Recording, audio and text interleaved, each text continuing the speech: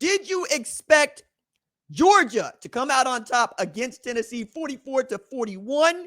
If you did, congratulations. You got one over on me, as this is a heartbreaking loss for Tennessee, who had their best opportunity to beat Kirby Smart and Georgia for the first time since 2016, squandered by a college kicker. What's up, kinfolk? It's RJ Young. I am not on Stat Mill. If this is your first time watching Adapt and Respond, thank you for joining us here. We talk college football year round. If you're into that, go ahead and hit that subscribe button, like this video, and participate in the community by answering this question in the comments below. Did you expect Tennessee to find a way to lose this football game? Because that's what it felt like, man. They got off to a rocket start, 21-7 at the end of the first quarter. Joey Aguilar got off to what I think is the best start for any quarterback ever against the Kirby Smart defense. 14 of 15, 213, 2 TDs, 0 picks. Ends the day outstanding. 24-36, 371 yards, 4 TDs, 2 picks. I mean, Tennessee put up 496 yards of offense and 41 points on a Georgia defense. You'd have told me that was going to be their line going in. I'd have told you that Tennessee won this game by 2 touchdowns. Turns out not to be the case, because Georgia kept fighting. As quickly as Joey Aguilar and that Tennessee offense got off to a start, is as quickly as Georgia calmed everybody down, got Ellis Robinson right, got Dalen Everett right, and started to play a little football. They started to see a little bit more. They started to take away those one-on-one opportunities that Chris Brazzell and Mike Matthews were getting earlier in the game, and making it difficult and getting to run the football. Most important, Gunner Stockton gets his first massive win against an SEC opponent, let alone a ranked SEC opponent, on the road, and he was as good as Joey Aguilar. That man finished 23 of 31, 304 yards, 2 TDs, and 0 interceptions. I think those 2 turnovers by Joey Aguilar proved to be one of the differences in the game. But what it was is, way before we get to overtime, way before this game is in the balance, we get to see Tennessee's defense and Tim Banks and them get an opportunity to win this football game. It's 4th and 6, okay? Gunner Stockton steps back, finds London Humphrey deep into the end zone, and London Humphrey makes the catch of his life to tie this ball game up. But still, okay, Tennessee's defense didn't get it done. You still got time left. You still got the ball. And Tennessee and Joey Aguilar, Josh Heupel, did one hell of a job moving the ball down the field, get their kicker into field goal range with time enough for him to make the kick in the ball game. Max Gilbert comes in there, and my goodness, he's got to be feeling some kind of way. He squandered that opportunity. They go into overtime, and I'm sure when he made his kick in overtime, the only thing that he was thinking about, that the 100,000 plus people in Neyland were thinking about, is why the hell couldn't you do that 5 minutes earlier? Because as soon as it happened, it felt like Georgia's going to find a way to win, and they did. They gashed them, running at them, not throwing the football, running at them, breaking the plane to get done. And really, at that time when Kurt Herbstreit and Chris Fowler going, hey, on replay, he broke the plane. This game's over. And that's how it felt. But before all of that, we're talking about a game of the year, right? We're talking about outstanding SEC programs going at each other's throats the way that we wanted to. I think both of these teams will end up in the top 10 at some point, but it's going to be more difficult for Tennessee to come back from this. I had said going into this game, I thought Tennessee would win it. They were due. And you know what? They did everything but win the damn game. Like, they played great football on both sides.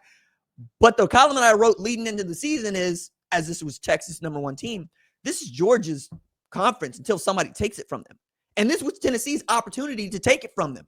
They had everything they needed right there. It's the best opportunity they had since 2022 to go get this win, and they couldn't do it. I think that if you're a Volunteer fan, you feel good about the way your football team played. You also might not have nice things to say about Max Gilbert when you go to church tomorrow. But this is a heartbreaker. This is as much a sigh of relief for the Bulldogs as it is a heartbreaking loss for Tennessee, who knows now they got everything they need to play with this team. They get to the SEC championship. I think you're going to see a similar kind of fist fight here, because right now it feels like Tennessee is one of those top teams in the SEC. We'll find out which one of LSU or Florida is for real. Thinking more LSU than Florida. Alabama's bounced back since their loss to Florida State, and Oklahoma's undefeated. We'll just see, right? Like, Texas' only loss is to Ohio State, though they didn't look great against UTEP. And whatever is ailing Arch Manning, they need to get figured out quick, fast, and in a hurry. I think we would be remiss if we did not say that Peyton Woodring also did his job. He went 3 for 3 from field goal range at a time when I kept going, hey, you can't keep expecting to score field goals when Tennessee scoring touchdowns and win this football game. And you know what? It ended up going that way. It ended up being difficult for Georgia to find a way to break through. but they did, and they did it on the road. And things are as they were before the game started.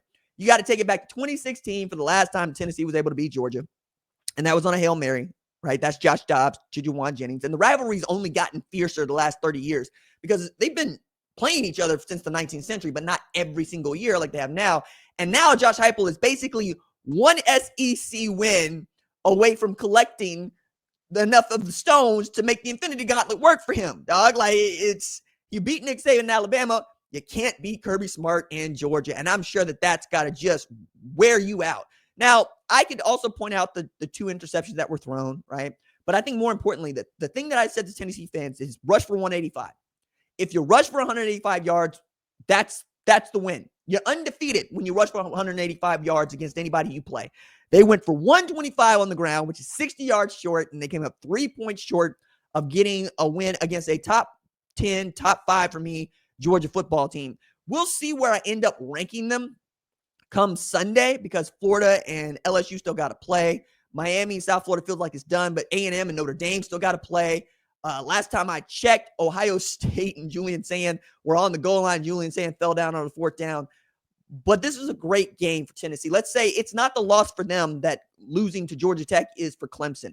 They're going to have a chance to make some waves later in the season and get into the college football playoff because the nature of the schedule is it's just difficult.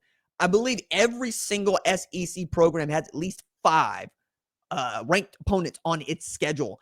And some of them look really good, right? Missouri stumped a mud hole and walked dry, whomever the hell they were playing. I think it was Louisiana.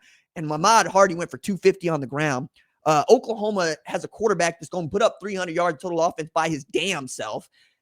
And then I guess the thing that I take from this more than anything else is Gunner Stockton's got the moxie that everybody said he did. The dude coming from Tiger, Georgia, showed up in a big way. When it was time to go make a play, 4th and 6, he made a play. He made one hell of a throw. And he could get it done running. He could get it done passing. He didn't lose the faith. He didn't need an outstanding rushing attack, and he got what he needed out of Colby Young, Zachariah Branch, and most importantly, London Humphrey in a game where I'm sure Kirby Smart is going to say, hey, that was a really good football team and playing the SEC is hard. But it's one other thing to go on the road to Neyland where they were, I mean, that stadium was, you could feel it on the broadcast. That stadium was knocking. And they wanted this win. My God, they felt they deserved this win. And it looked like Joey Aguilar had done everything possible in his power to make sure that they go get this thing done. And yet and still, they just come up just a little bit short. 5 of 12 on 3rd down to Georgia's 8 of 17. 2 of 2 on 4th down for Georgia. That last one, none bigger than the others. And not going for it on 4th down at all for Tennessee. 500 yards of offense that Georgia put up to the 496 that Tennessee put up. Damn near 1,000 yards of offense in an SEC competition. That's going to really hurt some people's feelings. But 198 rush yards for Georgia, also one that you're going to circle if you're going back into this game. Hell of a game. Very, very proud of what Georgia was able to do. And frankly, very proud of Tennessee was able to do. This is one of the better games that I've seen all year. Hope we can get more like it.